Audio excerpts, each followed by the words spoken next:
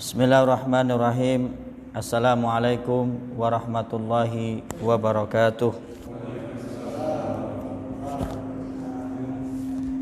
Innal hamdalillah nahmaduhu wa nasta'inuhu wa nastaghfiruh wa na'udzu billahi min shururi anfusina wa min sayyiati a'malina. May yahdihillahu fala mudhillalah wa may yudlil fala hadiyalah. Asyhadu an la ilaha illallah wahdahu la syarikalah wa asyhadu anna sayyidana Muhammadan abduhu wa rasuluh. Allahumma salli wa sallim ala nabiyyina Muhammad wa ala alihi wa ashabihi wa man tabi'ahu bi ihsanin ila yaumiddin, amma ba'd. Allahumma la sahla illa ma ja'altahu sahla wa anta taj'alul hazana idza syi'ta sahla. Rabbi yassir wa la tu'assir, Rabbi tamim bil khair, Allahumma amin. Rabbana zidna ilma warzuqna fahma. Ma'asyiral muslimin wa zumratal mu'minina rahimakumullah. Alhamdulillah, pada malam hari ini kita diberikan oleh Allah satu kenikmatan yang besar, kesempatan untuk terus beribadah dan mendekatkan diri kepada Allah Subhanahu wa taala. Wabil khusus ini malam nisfu Sya'ban. Malam nisfu Sya'ban yang di dalam hadis disebutkan dari Mu'adz bin Jabal dari Nabi sallallahu alaihi wasallam bahwa Nabi Muhammad sallallahu alaihi wasallam bersabda,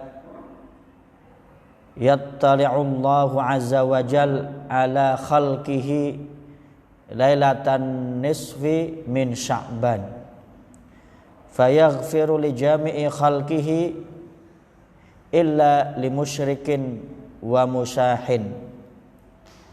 Allah Subhanahu wa taala pada malam nisfu Sya'ban memperhatikan seluruh makhluknya. Perhatiannya dengan penuh rahmat. Kemudian Allah Subhanahu wa taala mengampuni semua makhluknya. Semuanya insya Allah mendapatkan ampunan Allah Subhanahu wa taala pada malam hari ini. Tetapi ada pengecualiannya, illa li musyrikin wa musyahin. Yang tidak dapat ampunan dari Allah Subhanahu wa taala pada malam nisfu Sya'ban adalah musyrik, orang yang menyekutukan Allah. Au musyahin, orang yang dalam hatinya itu ada permusuhan dengan orang lain. Maka kita dianjurkan meminta maaf kepada sesama manusia agar di dalam hati tidak ada rasa permusuhan. Karena kalau masih ada rasa permusuhan, tidak mendapatkan ampunan Allah di malam nisfu Sya'ban ini. Saya yakin semuanya tidak musyrik, semuanya tidak menyekutukan Allah, hanya menyembah Allah yang semata esa saja, tidak menyekutukan Allah. Tetapi syarat yang kedua juga harus hilang rasa permusuhan dengan sesama manusia. Insya Allah akan mendapatkan ampunan dari Allah Subhanahu wa taala pada malam nisfu Sya'ban ini. Kita dianjurkan untuk memperbanyak ibadah, meramaikan masjid pada malam nisfu Sya'ban. Ibadah-ibadah yang dianjurkan sebagaimana disebutkan dalam kitab Madza fi Sya'ban, ada apa dengan bulan Sya'ban? Ada 3 amalan utama yang perlu diperbanyak dilakukan di malam nisfu Sya'ban. Yang pertama, memperbanyak doa kepada Allah Subhanahu wa taala. Baik itu doa yang berkaitan dengan kehidupan akhirat, doa mohon diampuni oleh Allah dosa-dosa kita, doa kita mohon kepada Allah agar dimasukkan ke dalam surga Allah, doa agar kita dilindungi oleh Allah dari siksa neraka, doa agar nanti hisab kita diperingan oleh Allah, doa agar sakaratul maut kita diperingan oleh Allah, doa agar kita masuk surga, agar kita mati dalam keadaan husnul khatimah. Begitu juga doa-doa yang berkaitan dengan hajat duniawi, yang mau nambah rumah, mau nambah pekerjaan, yang mau gajinya naik, yang mau lancar rezekinya, yang mau lancar bisnisnya, perbanyak doa pada malam nisfu Sya'ban. Yang kedua, memperbanyak istighfar, permohonan ampun kepada Allah Subhanahu wa taala. Astaghfirullahaladzim wa atubu ilaih. Astaghfirullahaladzim wa atubu ilaih. Astaghfirullahaladzim wa atubu ilaih. Perbanyak beristighfar kepada Allah, mohon ampun agar benar-benar kita mendapatkan ampunan Allah pada malam nisfu Sya'ban ini. Yang ketiga, memperbanyak mengucapkan syahadatain, 2 kalimat syahadat. Asyhadu alla ilaha illallah wa asyhadu anna Muhammadar Rasulullah. Aku bersaksi bahwa tiada Tuhan yang berhak disembah dengan benar kecuali Allah, dan aku bersaksi bahwa Nabi Muhammad adalah hamba dan utusan Allah Subhanahu wa taala. Mudah-mudahan kita mendapatkan keutamaan malam nisfu Sya'ban tersebut. Diawali dengan iktikafnya kita mulai tadi salat maghrib berjamaah, kemudian kita lanjutkan dengan pengajian kita, dan nanti dilanjutkan dengan ibadah-ibadah lainnya yang disunahkan dan dianjurkan untuk dikerjakan. Jamaah sekalian rahimakumullah, insyaallah berarti tinggal setengah bulan lagi nisfu Sya'ban. Tinggal setengah bulan Sya'ban lagi kita akan bertemu dengan bulan Ramadan. Berarti tinggal 14 hari lagi atau 15 hari lagi. Waktu terasa begitu dengan cepat. Mudah-mudahan kita dipanjangkan umurnya oleh Allah Subhanahu wa taala. Allahumma barik lana fi Sya'ban wa balighna Ramadan. Allahumma barik lana fi Sya'ban wa balighna Ramadan. Allahumma barik lana fi Sya'ban wa balighna Ramadan. Begitu juga doa yang dianjurkan juga untuk banyak dibaca secara umum. Walaupun seseorang merasa imannya sudah sangat kokoh dan kuat, tetapi yakinlah bahwa dia masih harap-harap cemas, tergelincir dari keimanan. Sehingga Allah Subhanahu wa taala mengajarkan kita satu doa yang luar biasa. Rabbana la tuzigh qulubana ba'da idh hadaitana wa hab lana min ladunka rahmah innaka antal wahhab. Di dalam Al-Qur'an, Rabbana la tuzigh qulubana ba'da idh hadaitana wa hab lana min ladunka rahmah innaka antal wahhab. Doa ini doa permohonan kepada Allah Subhanahu wa taala agar kita dilindungi dari tergelincirnya dari keimanan setelah mendapatkan petunjuk Allah Subhanahu wa taala. Allahumma sabbitna bil iman, Allahumma sabbitna bil Islam, Allahumma sabbitna bit tauhid, Allahumma sabbitna bil istiqamah, Allahumma sabbitna bi dini nabiyyina Muhammadin sallallahu alaihi wasallam. Allahumma amin. Kita lanjutkan pengajian kita malam hari ini, insyaallah akan kita bahas tentang syarat, rukun, pembatal dan sunah-sunah berpuasa. Apakah sudah kita bahas pada minggu yang lalu? Belum? Syarat wajib puasa. Yang pertama, beragama Islam. Setiap orang Islam wajib berpuasa. Orang non-muslim, orang kafir tidak wajib berpuasa. Yang kedua, al-bulugh, sudah menginjak usia baligh, artinya sudah mukallaf, terbebani dengan beban dan kewajiban syariat. Orang yang masih kecil, anak-anak, belum wajib berpuasa. Tetapi orang tuanya dianjurkan sejak anaknya 7 tahun untuk dibiasakan dengan ibadah puasa Ramadan. Gak apa-apa puasanya, pagi puasa jam 10 sudah makan, pagi puasa jam 12 sudah makan, nanti lanjut lagi sampai sore. Latihan puasa. Menginjak 10 tahun dari usia anak, kalau tidak puasa boleh dipukul, sebagaimana perintah untuk mendidik sholat. 7 tahun anak-anak kita mulai latihan sholat. Umur 10 tahun belum galak sholat, orang tuanya boleh memukul pukulan yang mendidik. Begitu juga puasa. Usia 10 tahun belum puasa, anak-anaknya boleh dipukul pukulan yang mendidik. 10 tahun saja disuruh dipukul kalau tidak puasa, tidak sholat. Bagaimana yang umurnya 30 tahun, 40 tahun tidak puasa sholat itu? Bagaimana kira-kira? Dikamplengi ya. Yang kedua, al-aqlu. Orang yang berakal. Yang ketiga, yang sadar, yang waras, punya kewajiban puasa. Sehingga orang gila tidak wajib puasa. Orang yang hilang kesadaran, misalnya karena pingsan atau sedang koma, saat dia hilang akalnya tidak wajib puasa, nanti mengqadha di hari lainnya.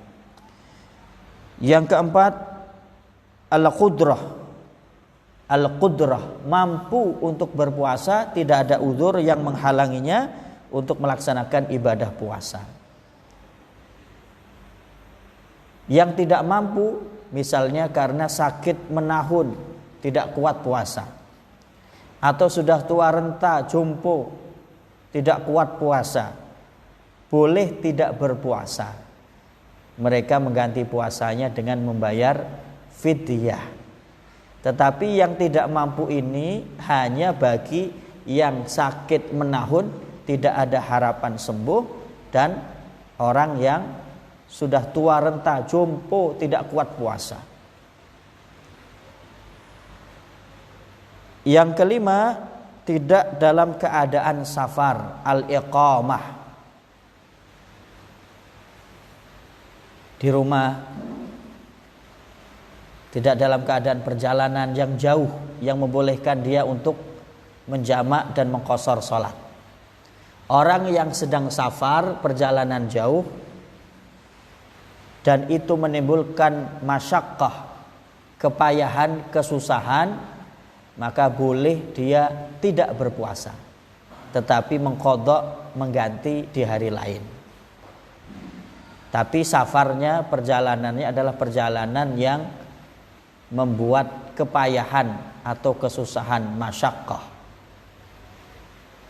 Para ulama membatasi minimal 85 km perjalanan darat. Tapi kalau perjalanan udara bagaimana? Ke Jakarta naik pesawat. Ini kan ke Jakarta sudah lebih dari 85 km. Saya nggak puasa. Naik pesawat kira-kira capek enggak ke Jakarta? Susah payah enggak? Tidak. Ya karena cuma 50 menit. Tidak lapar, tidak haus. Kalaupun ada lapar dikit, haus dikit bisa ditahan. Beda dengan perjalanan darat ke Jakarta.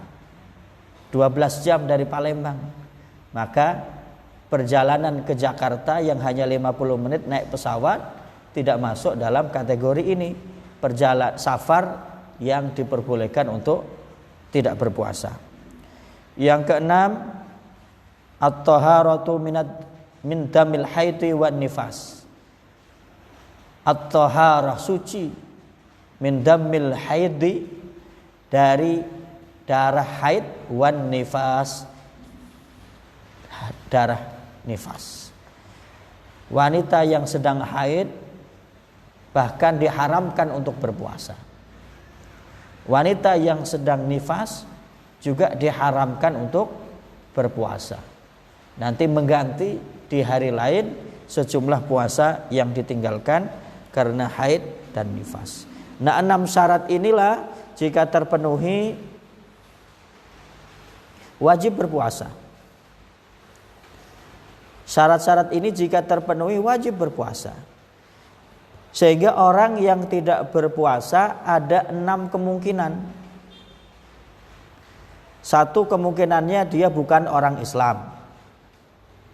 Oh, ternyata dia orang Islam, Ustadz. Yang kedua berarti kemungkinannya masih kecil, anak-anak. Oh, dia sudah dewasa. Maka kemungkinan yang ketiga berarti wong gila, sedang dalam keadaan gila. Oh, waras dia, Ustadz. Mungkin dia sedang dalam keadaan safar, perjalanan yang susah. Tidak kemana-mana, dia cuma di sini, Palembang sinilah. Ya, cuma pegawai biasa rutin. Oh, ada kemungkinan dia tidak mampu. Sudah tua renta, tidak, masih sehat, masih pajak pegawai. Ada kemungkinan dia sedang haid atau nifas. Nah, di luar itu semuanya wajib berpuasa. Rukun berpuasa. Rukun sesuatu yang harus dikerjakan. Kalau tidak dikerjakan berarti ibadah itu tidak sah. Rukun berpuasa hanya 2. Satu, niat berpuasa bulan Ramadan. Niat ini wajib dibaca pada setiap malam. Niat ini wajib dipasang pada setiap malam. Batas akhirnya sebelum terbitnya fajar. Kalau tidak niat setiap malam untuk puasa Ramadan, maka puasa pada hari itu tidak sah. Sebagaimana sabda Rasulullah, "Man lam yujma'is syiyam, man lam yujma'is syiyam qabla al-fajri fala siyamalah." Sebarang siapa yang tidak menguatkan, memasang niatnya untuk berpuasa Ramadan qabla al-fajri, sebelum terbitnya fajar, fala siyamalahu, maka tidak ada puasa baginya. Bahkan niat yang dipasang saat sudah azan subuh tidak sah. Niat yang dipasang setelah azan subuh apalagi tidak sah. Sehingga kita niatnya wajib setiap malam, terakhir deadline-nya, batasnya menjelang azan subuh terbitnya fajar. Ada enggak yang kira biasanya puasa Ramadan tapi niatnya sudah lewat waktu subuh? Mungkin ada saja. Malam hari berbuka puasanya kekenyangan, semuanya dilahap semuanya, yang merah, yang hijau, yang kuning, yang oranye, semuanya mulai dari empek-empeknya, celimpungannya sampai rendangnya. Akhirnya semalaman kekenyangan, ketiduran, kebablasan, tidak sempat pasang niat, bangun-bangun sudah azan subuh. Sudah azan subuh, belum niat, enggak apa-apa. Sudah belum makan dan minum, sudah niat puasa. Maka niat yang dipasang setelah terbitnya fajar, niatnya tidak sah karena niat rukun.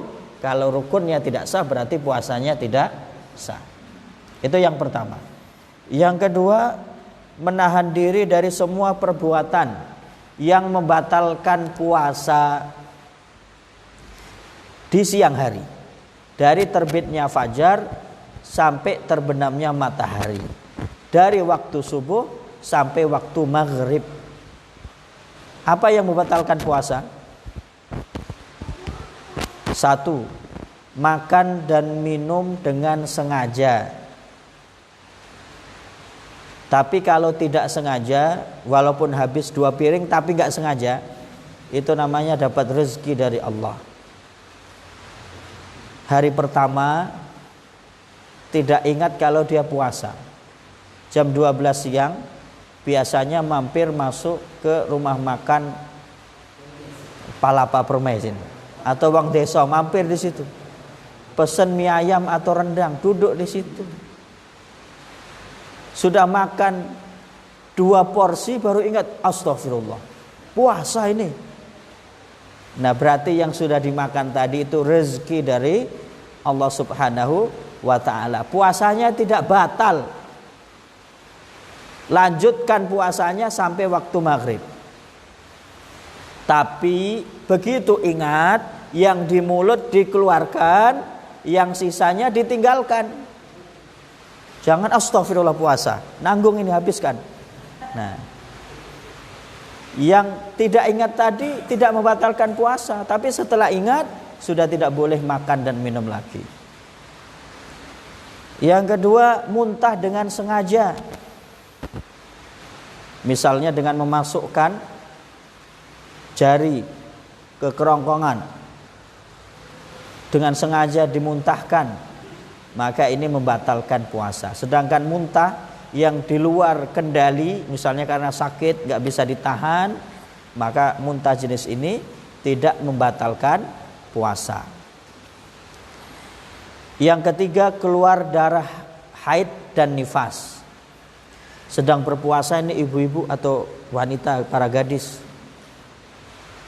siang hari tiba-tiba mulai keluar darah haid, maka puasa pada hari itu batal. Mulai batal, nanti mengganti di hari lainnya. Yang selanjutnya, melakukan perbuatan yang menyengaja menyebabkan air mani keluar dengan sengaja.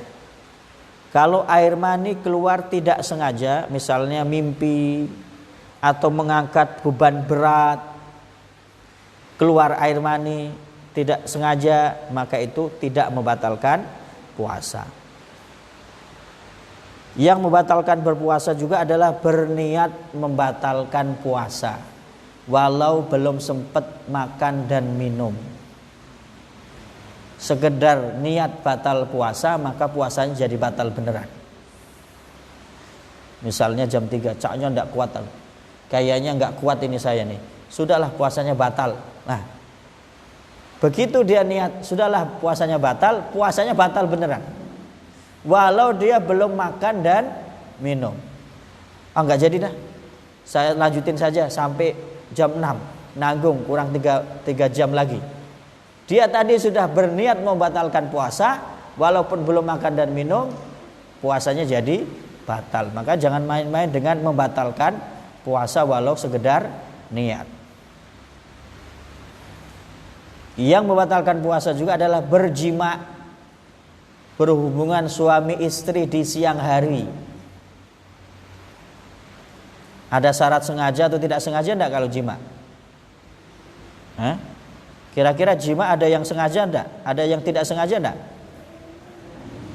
Masa enggak sadar berjimanya? Ya, berjima hubungan suami istri pada siang hari itu membatalkan puasa, bahkan sanksinya itu berat sekali. Batal puasa karena jima, dia wajib nanti mengganti puasa. Kafaratnya apa?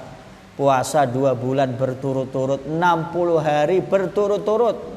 Tidak boleh putus-putus, 60 hari. Berat. Maka yang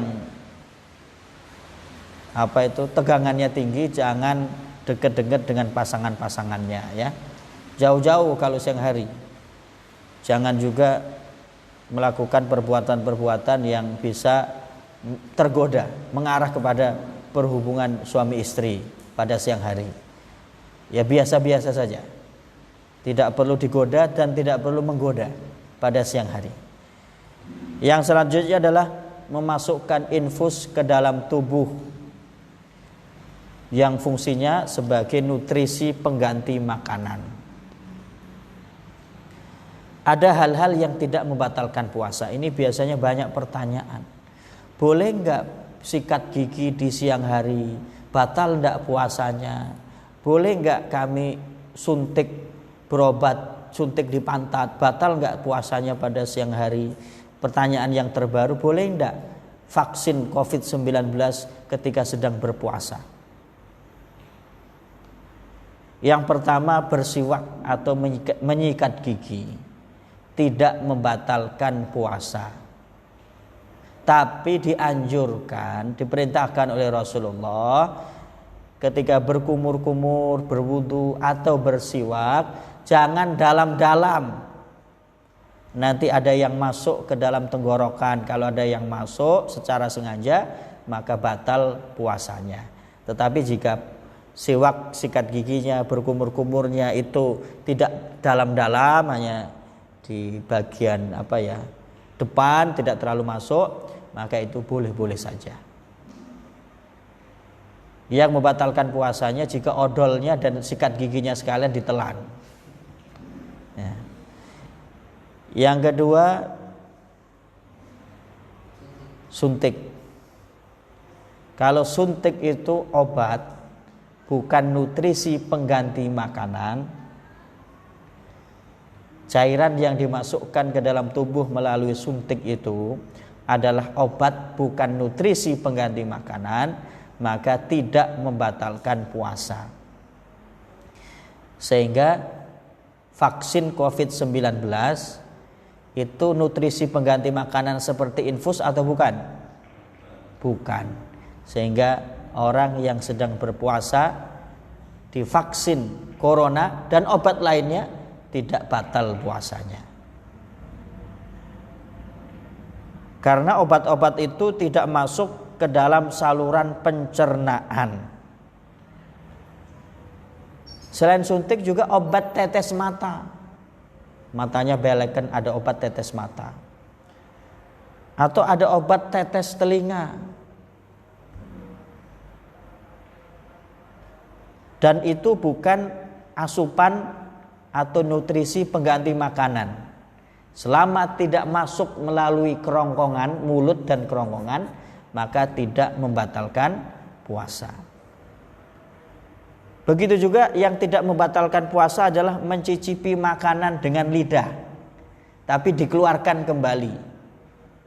Kalau mencicipi dimasukkan, lemaknya ini masuk, walau cuma sedikit, itu membatalkan puasa.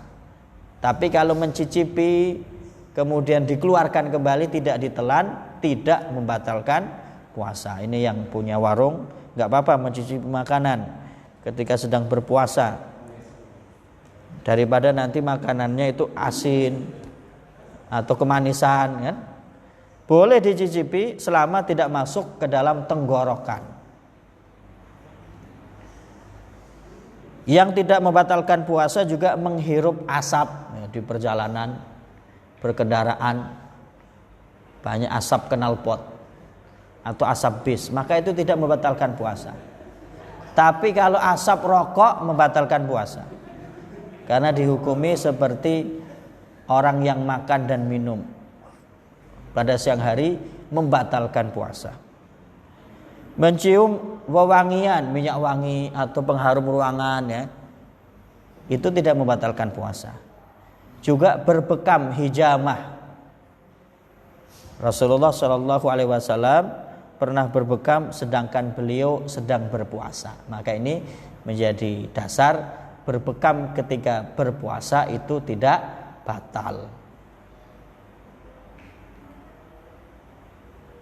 Sudah Isya? Itu? Belum ya? Oh, Yasin. Baik. Ada pertanyaan sebelum kita lanjut?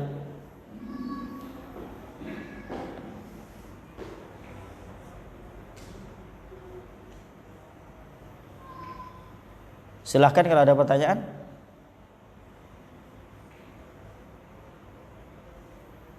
Kalau tidak ada kita lanjut. Ada?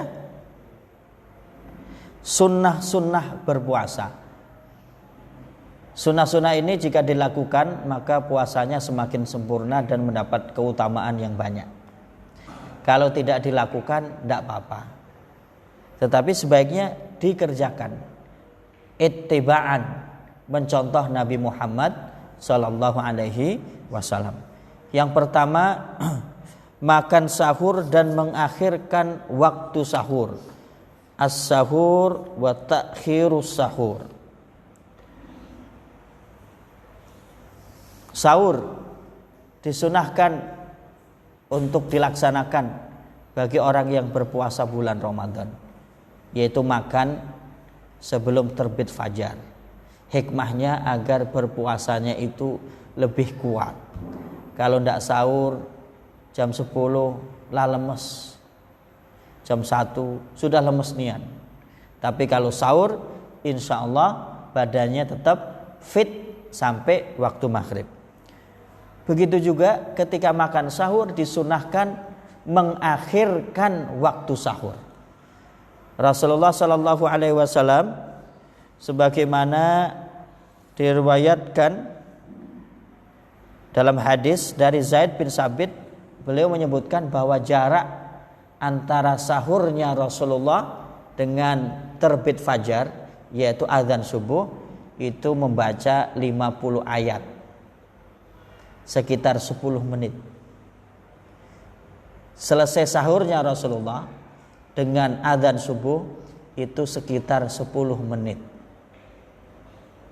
Kadang ada yang sahur jam 3 lah bangun makan sahur. Ada juga yang jam 2. Kira-kira bagaimana itu kalau sahurnya jam 2, jam 3? Jam 8 perutnya sudah keroncongan. Hikmahnya disunnahkan mengakhirkan waktu sahur sampai apa? 10 menit menjelang waktu subuh. Nah di kita itu ada imsak, ya pas itu. Berarti imsak itu kan 10 menit sebelum waktu subuh. Begitulah Rasulullah. Selesai Rasulullah sahur, jarak antara selesai sahur Rasulullah dengan waktu subuh itu membaca ayat 50 ayat. Dulu belum ada jam dinding ya, bisa dimenitin ya. Ya sekitar 10 menit. Sunnah yang berikutnya adalah al-fitr, ta'jilul fitri, menyegerakan berbuka kalau sudah masuk waktu berbuka, yaitu terbenamnya matahari waktu salat maghrib. Berbuka dengan air putih dan kurma. Setelah itu kemudian melaksanakan salat maghrib. Menyegerakan ini bukan berarti berbukanya jam 6, jam 5, oh kan menyegerakan berbuka, jam 5 lo sudah berbuka. Kalau sudah masuk waktunya ya, maka segera berbuka. Yang namanya berbuka itu air putih, 1 butir kurma itu sudah disebut berbuka. Jangan sampai mau berbuka, kan ini menyegerakan berbuka. Minum air putih, minum jus, makan pempeknya, makan kolaknya, nanti rendangnya, sampai-sampai sholat maghribnya jadi terakhir, terlambat. Maka cukup menyegerakan berbuka ketika sudah azan sholat maghrib, minum air putih, makan kurma 1 butir, 3 butir, jadilah dulu. Kemudian laksanakan sholat maghrib karena waktu maghrib pendek. Baru setelah sholat maghrib lanjutkan dengan menu yang lainnya. Sunnah yang berikutnya adalah memperbanyak amal ibadah seperti membaca Al-Quran, tilawah, berzikir, bersolawat, sholat malam, qiyamul lail, menghidupkan malam-malam Ramadan yang disebut dengan salat tarawih. Tarawih itu maknanya santai, sehingga anjuran untuk melaksanakan salat tarawih itu dengan santai, tidak tergesa-gesa. 11 rakaat atau 23 rakaat dikerjakan dengan tumak ninah, bukan sekedar ngejar setoran, cepet-cepetan biar cepat selesai. Nah, kalau tidak ada tumak nina, sholatnya bagaimana? Sedangkan tumak nina bagian dari rukun sholat.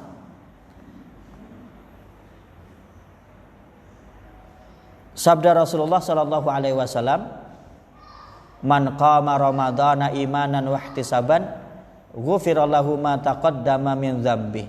barang siapa yang menghidupkan malam-malam bulan Ramadan dengan amalan-amalan ibadah, salat tarawih, dilanjutkan tadarus Al-Quran. Bahkan Rasulullah SAW setiap malam bulan Ramadan setor hafalan Al-Quran, murajaah dengan siapa gurunya? Malaikat Jibril setiap malam.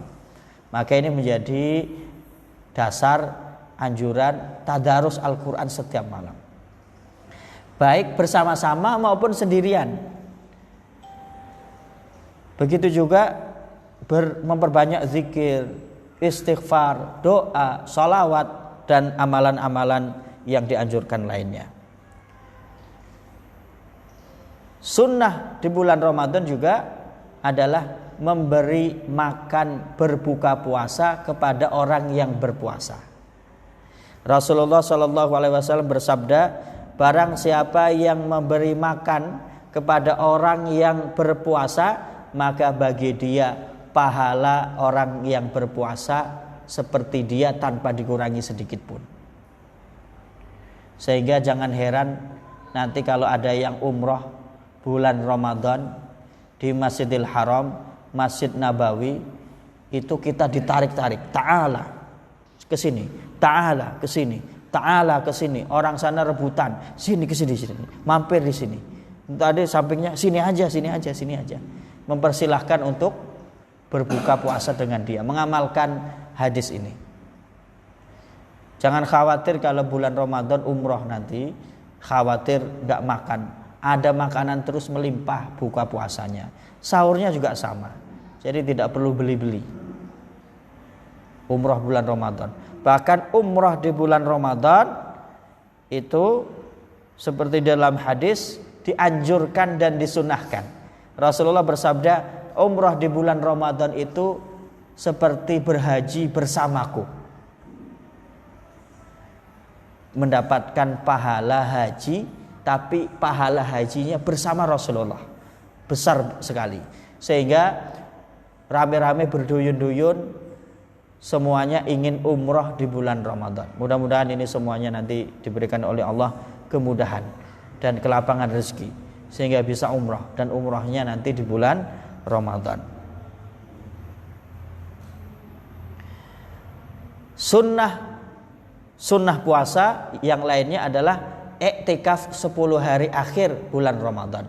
Rasulullah SAW sebagaimana hadis riwayat Siti Aisyah radhiyallahu anha, ketika memasuki 10 hari akhir Rasulullah mengencangkan ikat pinggangnya, artinya bersungguh-sungguh untuk iktikaf 10 hari terakhir di masjid, dan Rasulullah lakukan, dan sepengetahuan Rasulullah kami juga melakukan, istri-istri beliau juga melakukan iktikaf. Ya, iktikaf ini memang yang paling baik full 10 hari, mulai dari maghrib malam 21 sampai maghrib malam takbiran baru keluar dari masjid. Di dalam masjid apa yang dilakukan? Ya, memperbanyak amalan-amalan ibadah yang dianjurkan. Salat, zikir, salawat, doa, menuntut ilmu, talabul ilmi, pengajian, dan lain sebagainya. Kalau tidak bisa full 10 hari, setidaknya setiap malam dia iktikaf di masjid. Setiap malam juga tidak bisa, setidaknya malam-malam ganjil, supaya dapat malam Lailatul Qadar. Tapi kalau cuma nginceng malam ganjil saja, ini kan biasanya Ramadan pendapatnya beda. Yang satu sudah masuk Ramadan, yang satunya belum masuk Ramadan. Jadi satu berpendapat ini malam ganjil, satunya berpendapat ini malam genap.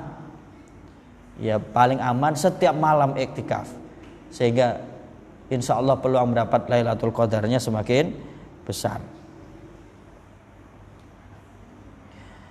Sunnah-sunnah puasa adalah juga meninggalkan perbuatan yang sia-sia dan menjaga dirinya dari perkataan dan perbuatan kotor. Hifdzul lisan wal jawarih, menjaga lisan dan anggota badan dari hal-hal yang tidak diridhai oleh Allah, perkataan yang kotor, bertengkar, marah-marah, perkataan yang jorok, juga menjaga anggota badannya dari perbuatan-perbuatan yang kotor dan keji. Ini akan semakin menyempurnakan ibadah puasa dan insya Allah pahala dan kebaikannya akan semakin besar.